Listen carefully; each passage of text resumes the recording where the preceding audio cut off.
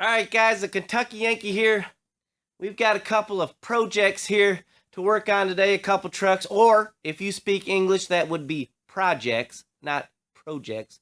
But anyhow, we got a couple to do today. We're going to start with a Toyota Tacoma. We got a wheel bearing we need to put on it. It's a 2006. I'm pretty sure these wheel bearings have to be pressed off. I'm going to show you how to check them real quick before we get started. Guys, something very interesting happened to me this last week. A man from Canada came down here to the States and tried to kill me. A guy from Canada, he went all over the United States looking for me. He went to Florida, and then he stopped up in Louisville, Kentucky, and tried to kill me. And but obviously he didn't succeed. I don't listen, guys. Don't try to kill me. There ain't no sense in that foolishness. Anyhow. Maybe I'll tell you some more about that later. Really, I don't even want to talk about it, to be honest with you. I probably won't talk about it anymore. Let's just get started on this wheel bearing, guys.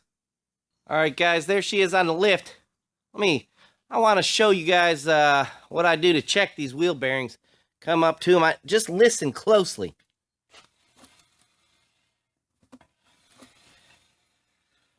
If you'll notice, that one's real smooth, guys. Let's come around here to the other side. This is more for audio than visual. Just listen.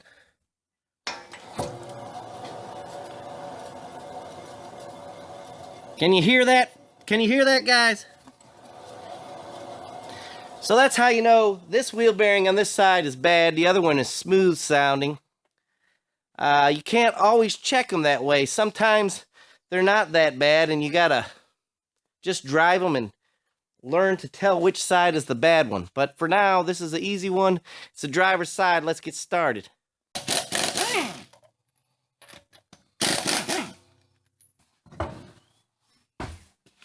Okay, wheels off. Got to take this bracket off right here. Take it loose so that we can move the caliper around easy. Just take this bolt out. It's the easiest way, I think. We got to take this ABS cable loose, you know, so we don't break it and stuff. So, let me take a look around here and see what the deal is with it. Okay, so I took this off, guys. It's just a clip, and this was held on there, you know, just to get it out of the way. Next thing, this brake caliper has to come off right here. Let me lower it down so you guys can see. There you go, and I'll back it up there for you. You know, these quality videos, guys, you need to be sending more donation money. I think we've talked about this before. You guys are cheapskates, and I don't appreciate that. We'll just zip this off of here. There's your caliper.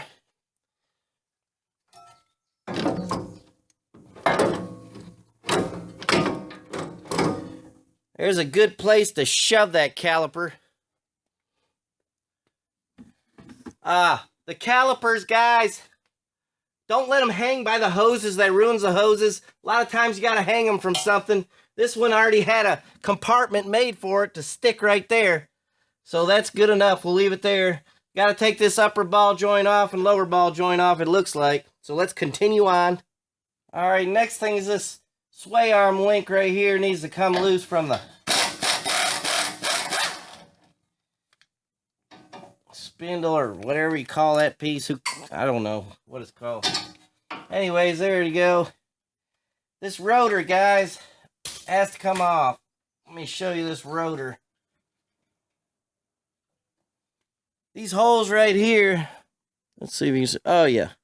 There's holes in this rotor that are threaded. If the rotor's stuck, you know, you can put a bolt in there and tighten it up. It'll pry it off like a puller. But I always first try hitting it with a hammer. It's easier. And a lot of times, they'll come loose. If you're up north somewhere,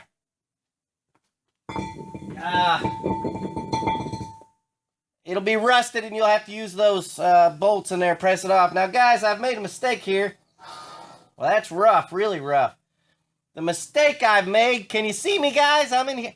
The mistake I made was this This doesn't have to come off. The ball joints that don't have to come off, because I forgot on the newer ones, they're bolted right here.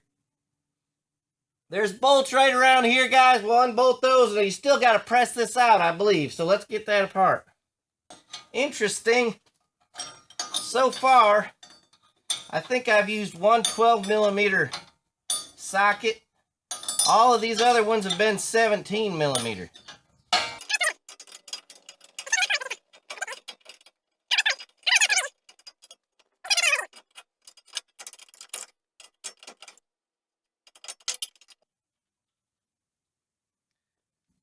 Alright, before I knock this bearing off, I'm going to take this ABS sensor off the back, guys. And the reason why is because I don't want to damage that. I'm not sure exactly how it fits. It may fit in that bearing. Sometimes they do. So let me get you a look at it. And that way you'll know what I'm doing. So there's the sensor right there, the ABS sensor. I'm going to take it off. It may go into the bearing. I'm not sure. I did take a couple steps I didn't have to. I shouldn't have unhooked this wiring harness. And I didn't have to take that sway arm link, but that's part of it. I'm going to take this out real quick, guys, and we'll knock this bearing off. There's that ABS sensor. It's just one little bolt. Easy. Just need to get that bearing loose. You don't want to damage this hub because we're going to reuse it. So don't be beating the crap out of it and ruining it. That's not what I want you to do.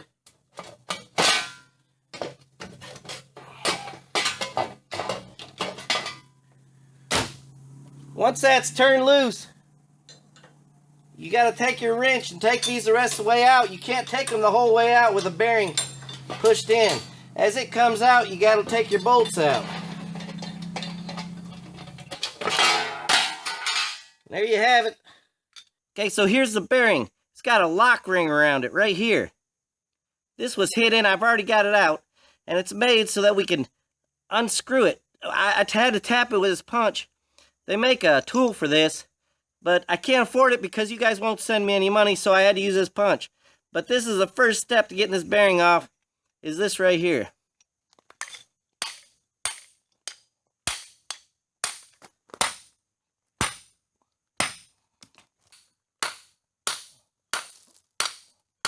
Alright, so you're not always going to be able to do things the easy ways, guys. Sometimes it takes a little more time and effort, which I don't necessarily like, but it's part of it.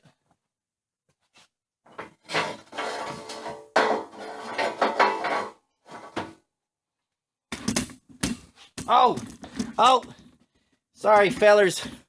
Let me get you set back up here. There you go.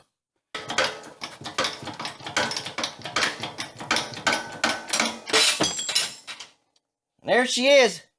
This part right here, I believe will come with a new part of the bearing because it seems like the race is made onto that. So we don't need to do anything with this part. We need this hub off of here. So we got to get this old bearing off. This is plastic crap, so it ought to just, it'll just break off of there.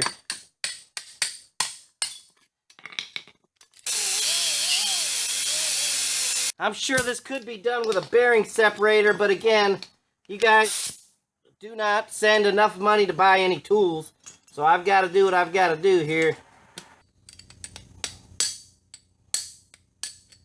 And there you go. No damage done to the hub of any kind. This will be reused. Let's go get a new bearing. You're getting ready to get the thrill of your lifetime today. Because you're getting ready to meet my parts supplier. And it is one and only Chubb. First, Chubb likes beer cans. So, there's some beer cans for Chubb. Now, let's go inside and get my wheel bearing, and you guys can meet the one and only Chubb, and maybe even Easy Ernie if he's in there. Let's go check it out.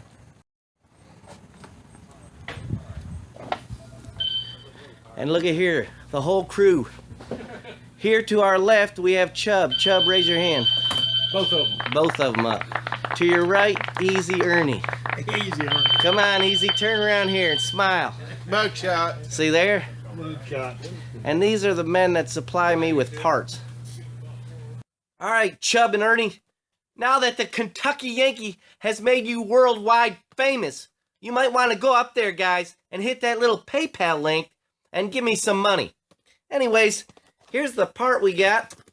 The wheel bearing to go on this Toyota truck. A little piece of plastic holding it together. And like I said, guys, it comes with all this, but it does not come with a center hub. Let's press it together. Get this thing back on this truck and get it the heck out of my shop. Don't forget, guys, these bolts have to go in first. And you can tell which side they go on. That's the flat side. These go in before you press this part on. Otherwise, you get to take it apart and do it all over again like a dummy. There you are right there. We got to put that nut back on there and lock it. After that, we need to lock it down right there, guys, so it don't come back out. You don't want this nut backing off. Oh. Hey, guys. I guess I forgot something. So before we put the bearing on, don't forget to put the backing plate on, fellers. And again, guys, I said fellers, but it also applies to women and transgenders. I don't discriminate.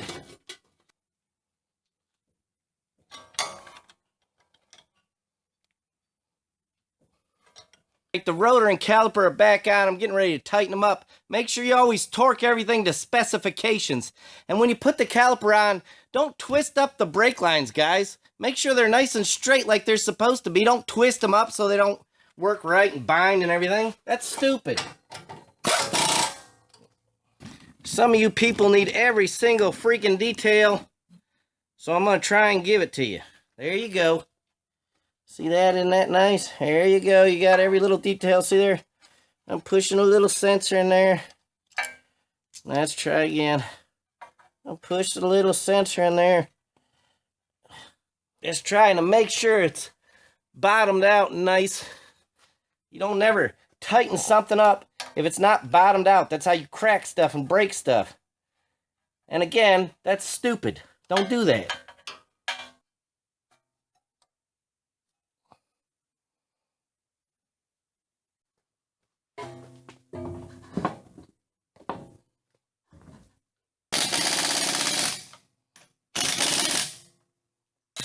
Okay, so unfortunately, after getting everything together, tires bolted on and everything, I noticed that the calipers were sticking. Had to replace calipers on both sides, so here I am removing it appears to be the driver's side caliper. They were sticking and gonna cause the rotors to warp, and we don't need that. People get after me for using adjustable wrenches on tubing or lines, but actually they work really well, sometimes even better than line wrenches, in my opinion. There I am tightening up the bracket, zipping the new caliper on. I don't want to bore you to death with the details. There we are, bleeding it out.